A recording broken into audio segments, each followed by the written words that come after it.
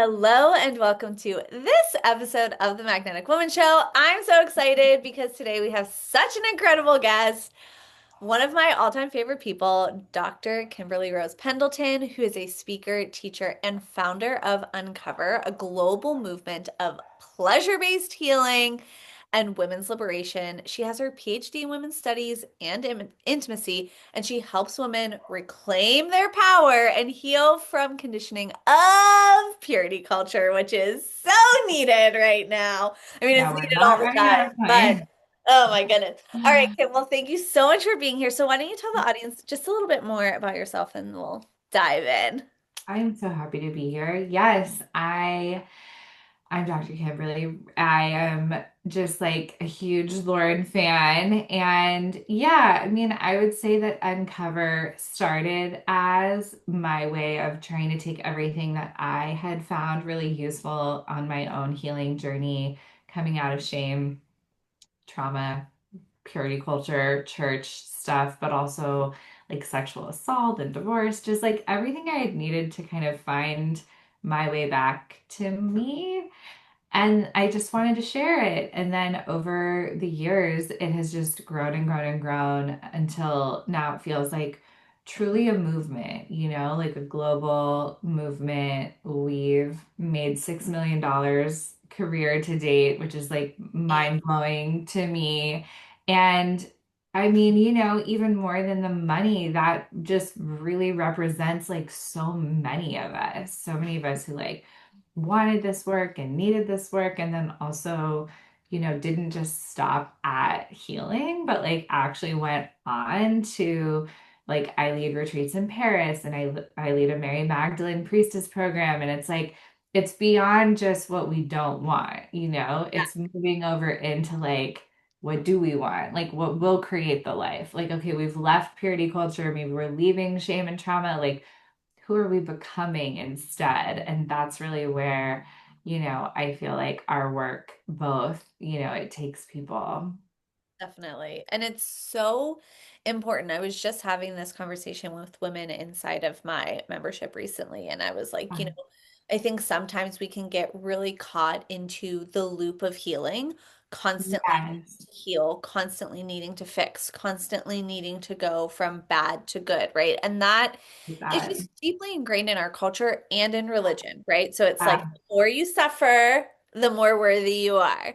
you're The never more done. There's yes. always more. Yeah. Yes. Like keep suffering, keep proving to Yeah. Daddy Male God in the sky how Right. worthy you are. And maybe if you're Right. lucky, he'll choose you.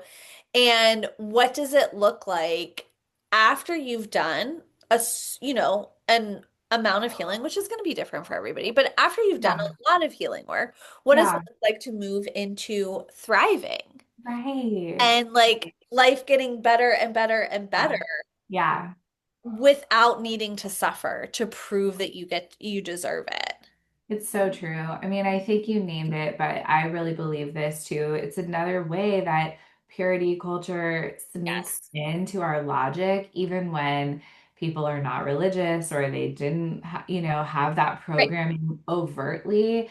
I really notice in myself and in so many of my clients this sense of like, oh, but wait, the guilt I feel, the shame I feel, even just like the strictness of like Yes. what does it mean to be good and like how fragile could that be and oh my God, now someone thinks I'm bad and like now I feel terrible. It's like, oh, that's purity culture still. Yeah.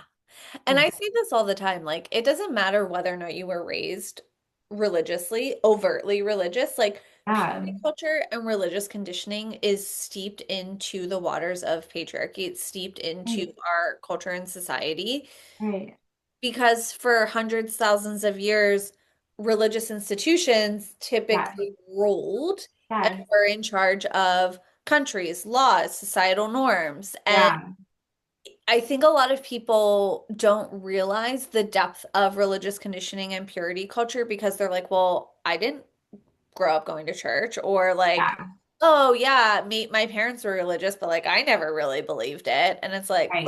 well, guess what? Unless you've actually Yes, looked at it, yes. it's there. 100%. No, I know. I feel like even, especially if you are in the United States, it's like, well, this was federally funded. This was woven into our laws. And right now it's like basically governing our geopolitics as people argue that like the war that we are starting is about bringing around It's a the world. holy war. And when you have, I think the latest Pew research was like 85% of Congress identifies as Christian, and then it was something like 90% of them identify as evangelical or something very high.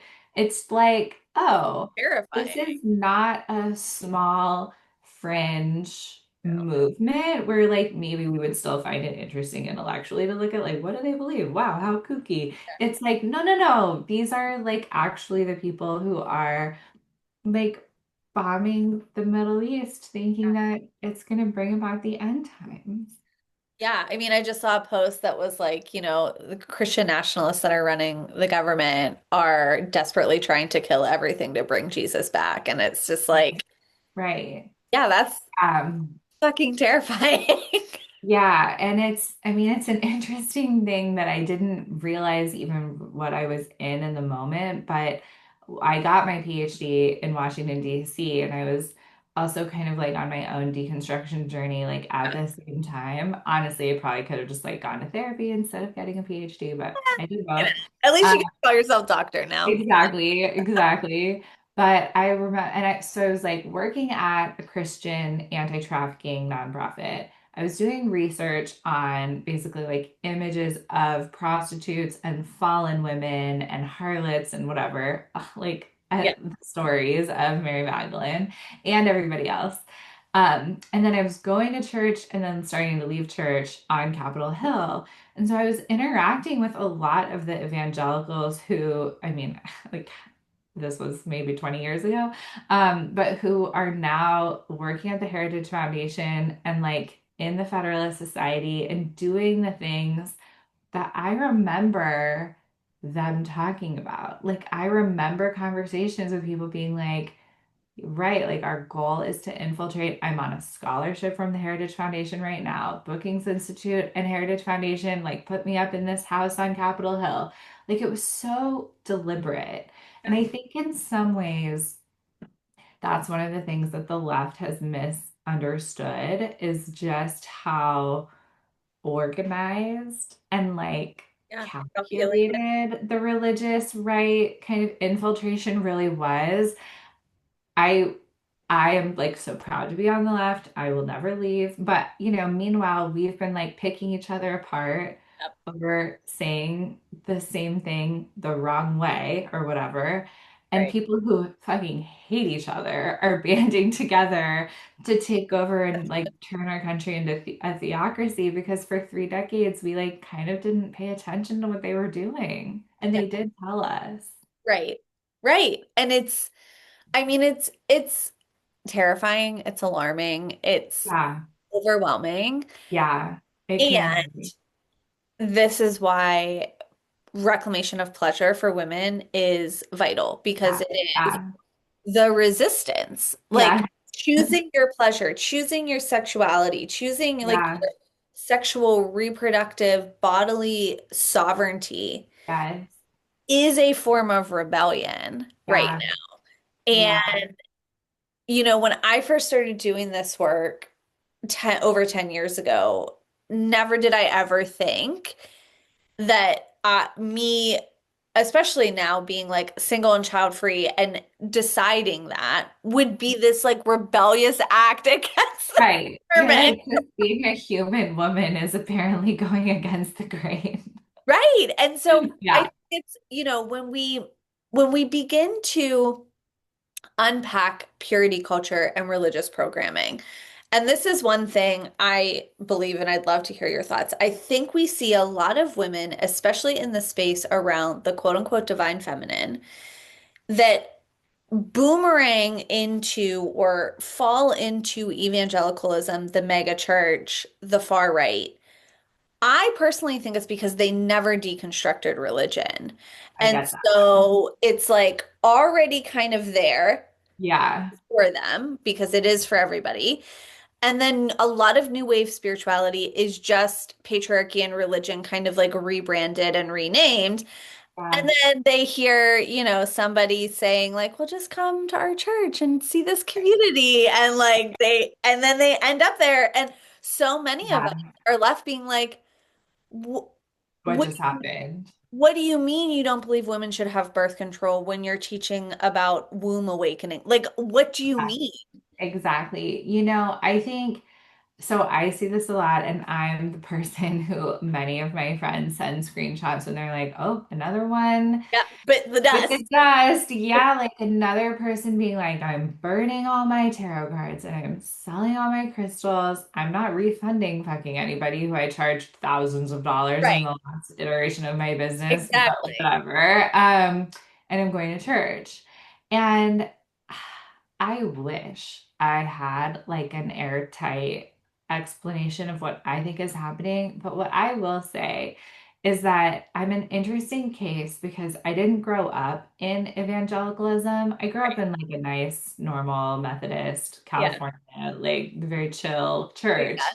And then in college, ended up going to this much more conservative space. And it was almost like my rebellion, I think. Well, I think that a lot of things were going on. Yeah. And one that could possibly be relevant, and I know we've talked about this a little bit in the past, I think I was looking for safety, Yeah. and I was like in a new environment where there was a lot of abuse and assault, especially sexual assault. And I couldn't have told you this at the time, but it's like at the exact same moment, I'm starting to like drift into this mega church. And I don't think it was just that they like had donuts and coffee out like on Front Row or Right. whatever, although like maybe good marketing, the Totally. evangelicals. But, when I look at the dramatic rise in even my own colleagues, even some of like, I've had clients be like, I have to leave your Mary Magdalene program because I'm going back to church. And I'm like, she was in there. She's like the most She's the devoted reason. She's the person. reason for Like, the season, what? people. Yeah, like she loved Jesus, big fan. But just Secret. feeling like I am a threat. And I wonder if it's that similar desire for Yeah. rules and safety and structure. I think I wanted to make sense of the world. I think actually a doctrine around sin mapped pretty neatly onto my own shame, just that I had Word. inherited from being in the culture that we're in. Yeah. So I had like no filter. I was sort of like, honestly, it kind of makes sense. Yeah, maybe we are bad. Maybe we Yeah. do need fixing. Maybe this is all like a big mess that needs to get cleaned up. And I even wonder, and I'd be so curious what you think about this. This is like a new kind of like question for me, but I'm like, I think part of me was attracted to the strictness that men had to deal with, even though it didn't like totally work. But it was like, oh, here they're being told to like get a job and provide and respect women. And like, obviously, we know just yelling at them to do those things, like from the pulpit, doesn't actually change that much. But I think that me and some other young women were like drawn to that when we were looking around and seeing like what felt like guys mistreating girls. It was like, oh, here, finally somebody is gonna like hold them to a higher standard. And even though I would say ultimately I would go back and tell them like it like doesn't work. But I can see why we wanted that. Oh, 100%. And yes, and I think with that, especially for women of our generation, our age, like we grew up during abstinence only education, right? Right. Now, that was like double for me because I went through Catholic school, which, Right. so never again did I ever think being raised Catholic would, one, make me way more Christian than most evangelicals, I and know. two, would be considered moderate. I know. Oh my You know? God. No. Like, We literally are like looking to you all for like social justice imprinting I mean, and what to again, do. I left the Catholic Church and I've done so much deconstruction and like every time the Pope comes up, I'm just like, that's my Pope. Like, I get that's it. my Pope, I you get know? it. I get it. Um, No, totally. I even recently learned about like missionaries that were sent to spread evangelicalism to Latin American countries because they thought it would help undermine liberation theology. The Catholics were too empowering, yeah. and like especially the Jesuits, which Oh, I love the yeah, I Jesuits. love the Love the Jesuits. It's like, Jesuits yeah, we got to counteract all these people who are who are actually thinking. paying attention to what Jesus said, I but know. then fill the pews with people who are like just gonna listen to us instead. Seriously. So, but getting back to your point, I think that, when we were raised, our generation, millennials, I'm imagining also Gen X as well, but like we were deeply indoctrinated culturally with this idea of being chosen by men, right? All Uh, of the rom-coms, all of the things are like this being is your one goal in life. the goal is to be Yeah, chosen. yeah. Also, don't find yourself pretty, don't be too smart, don't be like, Yeah, it has to be like a total surprise to you, but you yeah, also do need to be attractive. right. And let's not forget that you can, when the right man chooses you, Yeah, he will change his ways. He will be completely different with you. right, And so I think that framework right. overlays with a lot of what is taught and Yeah, preached about in the church, and this idea of like, great, they're telling men essentially how to be this man that I have been told yeah, since birth I should want, I should right. strive to get, I should be chosen by, and that's how I receive my sense of worth. Yeah, And then taking it another step further, as you said, I think a lot of it comes down to there can be this, albeit false, sense of safety, certainty, and security, right? Like if you mhm, follow these rules, you get into heaven. If you right, follow this path of being, then that makes you worthy of whatever. And, right.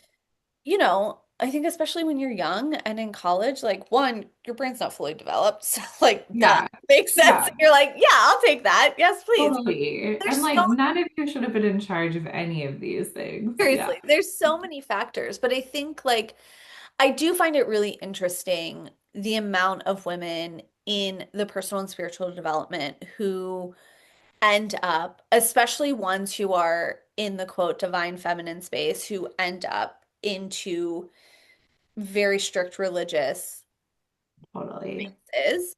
totally. And again, this is where pleasure becomes the act of rebellion, Yeah, sensuality becomes the act of yeah, rebellion, the ownership of your full expression and your desires. Like, let's yeah, talk about desires for a yeah, second. You yeah. know?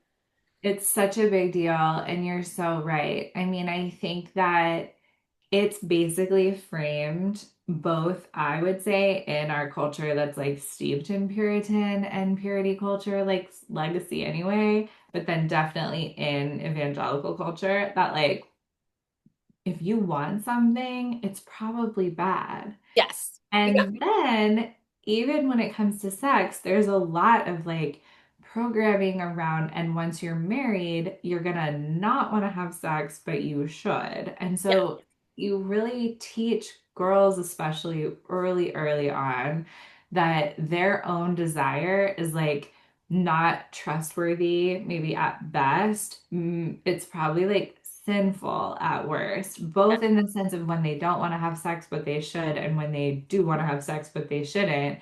And Yes. you basically laid the grounds for rape culture because you've taught an entire generation that when they want it, it doesn't matter. Yeah.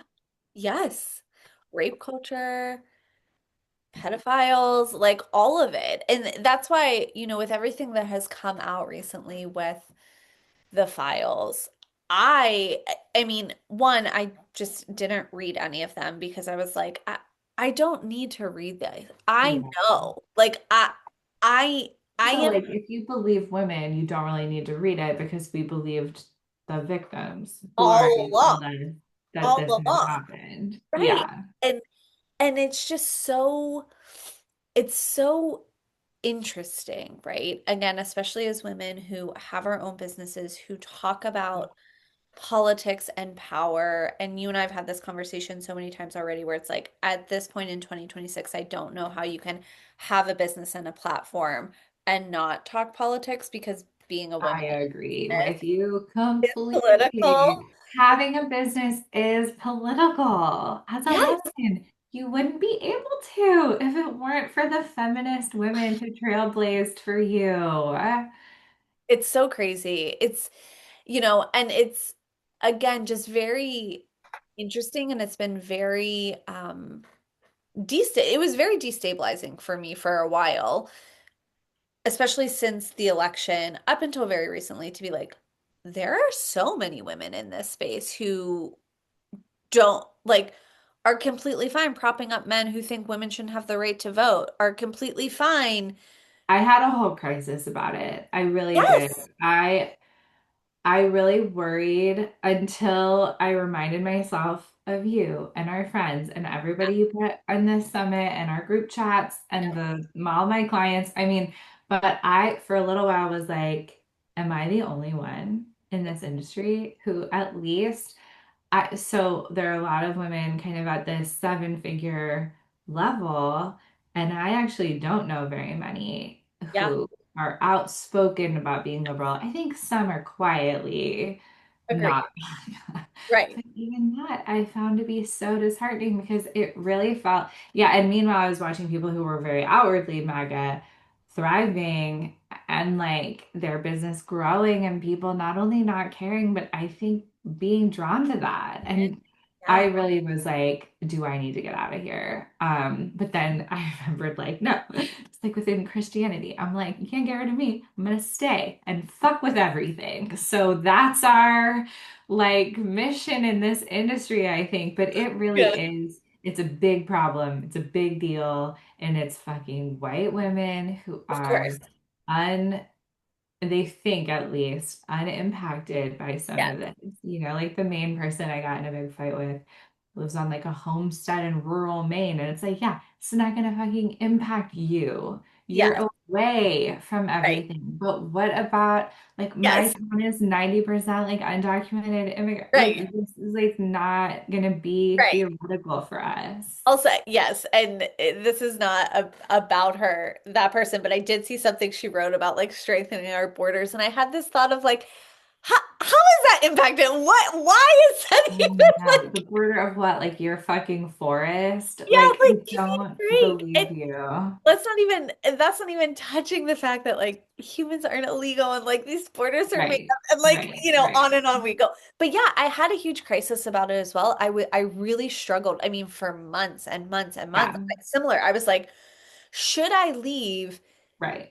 all of this because I, one, can't like if everybody believes something that is so vastly different to the morals that I hold, Yeah, the way I view humanity, yeah, it's beyond like, well, not even that I don't want to be like around those people. It's like I don't want to work with that. Like I don't right.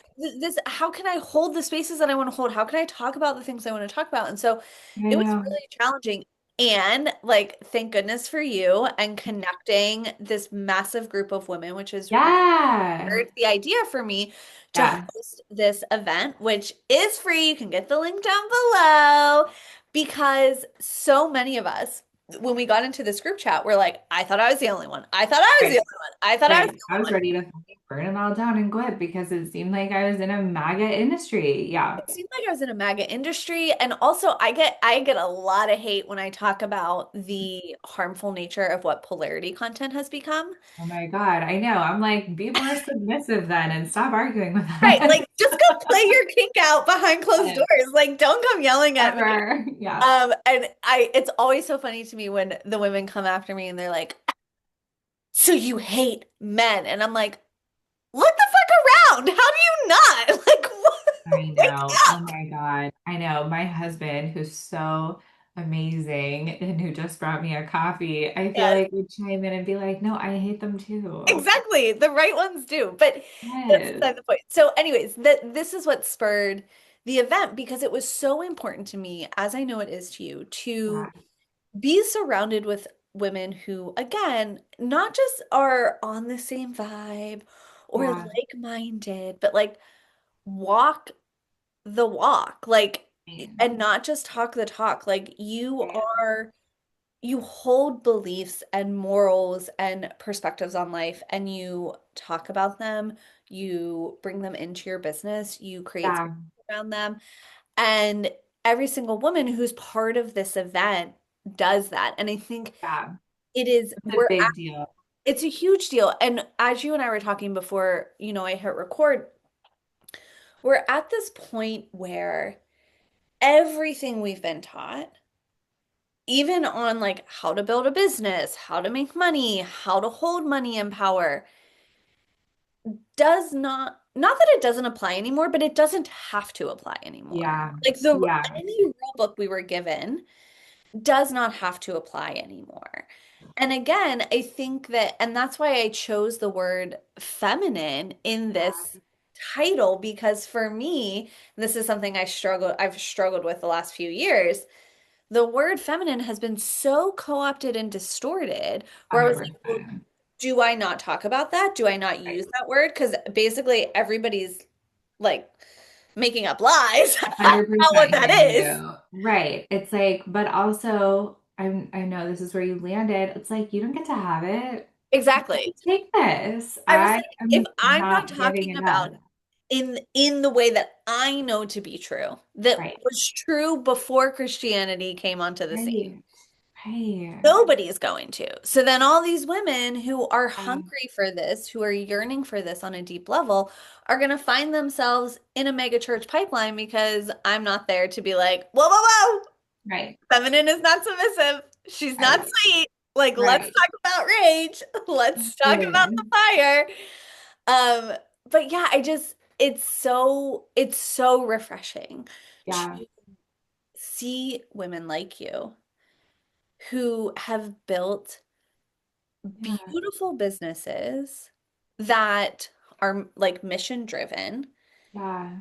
and aligned with who you are and your values. Like You know it. you We still need you it. We need more. And if anybody who's watching and listening is like, I've been wanting to do that, but I like didn't know if I should, just please know, like, we will be so grateful to see you succeed, to see you like come out of the woodwork because like it really, like, we do need it. We need everyone. yes, and we need more and more women in leadership Yeah. grounded in their bodies and their pleasure and like Yeah. owning the fullness of what that is. Yeah. Yeah, it's so true.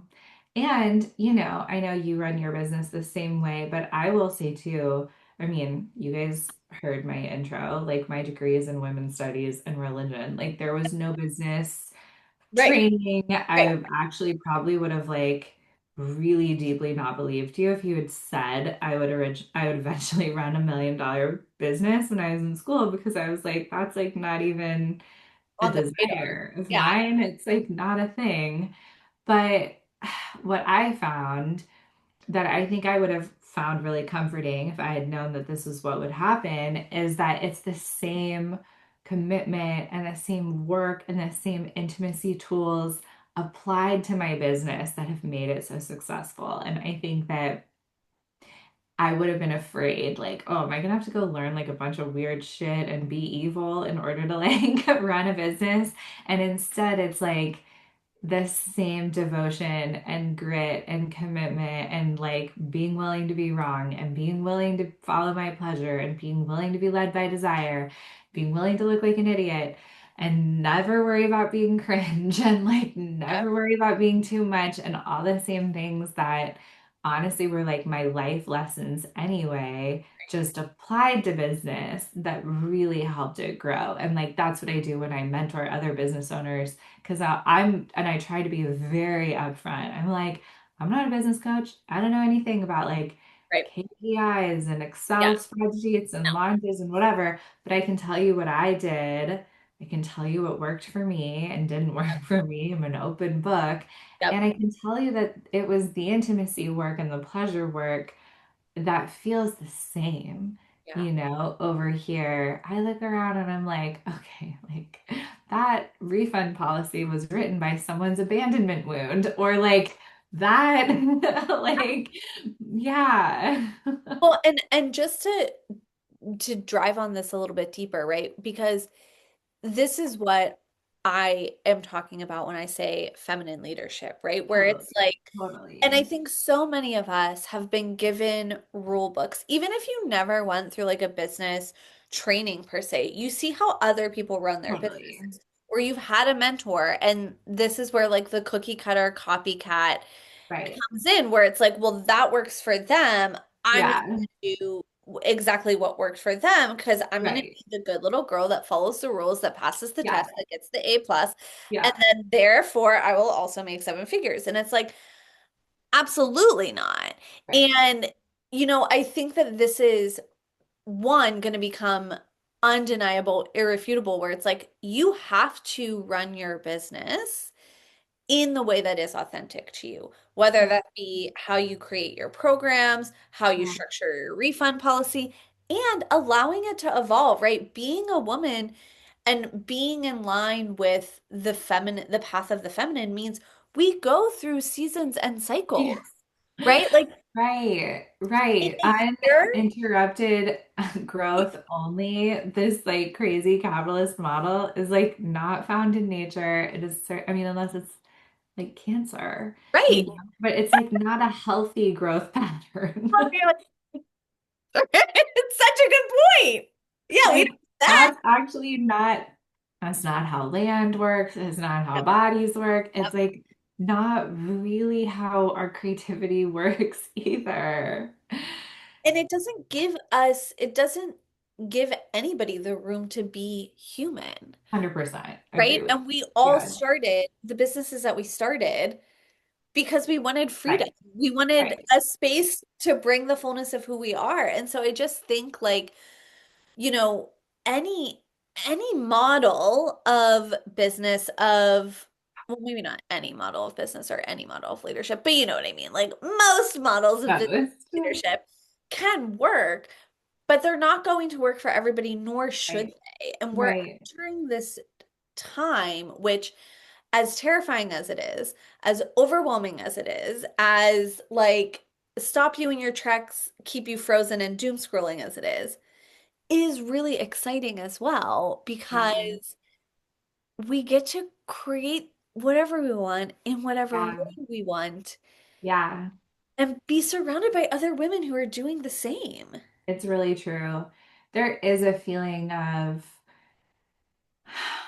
what do we create now that I think is really important and really empowering. And, that can be a little scary. That Yes. makes sense. Yeah. But we are doing it together. It's part of, I think, the new paradigm. We're not actually meant to do it alone. And when we think that, of course, that would feel scary. That would feel terrifying. But when it feels more like you've got me and I've got you, and we're all holding this, and we each have a piece. And when I get tired, you hold me through that. And then I come back. And when I've got more energy, like I'm taking on more, that feels really different. That feels sustainable and Yeah. like exciting instead of just overwhelming. Yeah, definitely. And again, this is one of the reasons why I'm hosting this event, Yes, which Kim is one of the incredible leaders in. And I mean, I could talk to you for hours, and I that would just know. be And like we do. perfect for Yeah. and I know that everybody is going to want to go follow you. So you can find all of Kim's information in the show notes. Go follow her on social media, sign up for the event. But Kim, as we wrap up here, is there anything left on your heart or anything that's coming up for you that you want to leave the audience with? Well, I really love where you took us toward the end there. And I think it's something I needed to remember and that, I would just love to reiterate for us all. It's like, it is scary, but we don't have to be afraid. Yeah. We are in this together. Yeah, we are. And I mean, look at the company that we're in. Like, I Yeah. couldn't have dreamed of better Yeah. women, better colleagues, better friends. Like, Yeah. Amazing. So, Kim, thank you so, so much for being here. Oh, my pleasure. Again, everybody make sure to go follow Kim on social media. If you enjoyed this episode, please feel free to share it, tag us, sign up for the leadership event happening March 20th through 27th, and Can't I'll wait. see you next time.